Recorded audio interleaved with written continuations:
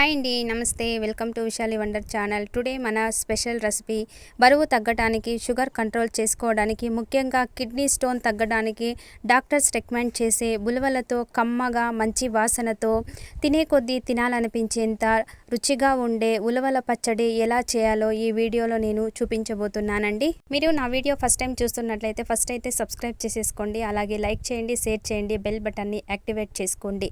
Bell button activate చేసుకోవడం వల్ల నేను పెట్టే ప్రతి వీడియో కూడా ఫస్ట్ అయితే మీరే చూసేయచ్చు. ఈ రెసిపీ కోసం నేను 1/2 కప్పు ఉలవలు తీసుకున్నానండి. ప్యాన్లో వేసుకొని మీడియం ఫ్లేమ్లో ఉంచి 8 to 10 మినిట్స్ వచ్చేంత వరకు మంచి అరోమా వచ్చేంత వరకు వేపుకోవాలండి.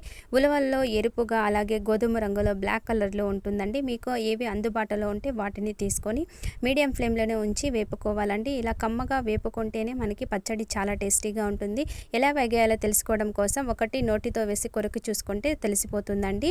ఇప్పుడు ఉలవలు తీసి పక్కన పెట్టుకొని 2 టేబుల్ స్పూన్ల ఆయిల్ వేసుకొని 1 టేబుల్ స్పూన్ ధనియాలు, 1 టేబుల్ స్పూన్ జీలకర్ర వేసి దోరగా వేపుకుంటున్నానండి. ఉలవలని బాగా వేపుకుంటేనే మన పచ్చడి కూడా చాలా కమ్మగా ఉంటుందండి. ఇప్పుడు టేస్ట్ను బట్టి ఎండుమిర్చిని యాడ్ చేసుకోండి, మీరు తినే కారాన్ని బట్టి. ఇవన్నీ కూడా బాగా వేగిన తర్వాత మిక్సీ జార్లోకి వేసుకుంటున్నానండి. ఇప్పుడు మనం వేయించి పెట్టుకున్న ఉలవలను కూడా యాడ్ చేసుకుంటున్నానండి. ఉలవలను యాడ్ చేసుకున్న తర్వాత టేస్ట్కి సరిపడా సాల్ట్ వేసి ఒక్కసారి అయితే బాగా గ్రైండ్ చేసుకోవాలండి. కొద్దిగా బరగ్గా గ్రైండ్ చేసుకున్న తర్వాత ఇందులోనే వెల్లుల్లి రెబ్బలు 7 నుంచి 8 తీసుకున్నానండి. అలాగే టేస్ట్ అడ్జస్ట్ చేయడానికి కొద్దిగా బెల్లం ముక్క, ఒక లెమన్ సైజ్ అంతా చింతపండు నానబెట్టి వాటర్తో సహా వేసేసుకొని స్మూత్గా గ్రైండ్ చేసుకుంటున్నానండి. ఈ రెసిపీలో వాటర్ కొద్దిగా ఎక్కువగానే పడుతుందండి.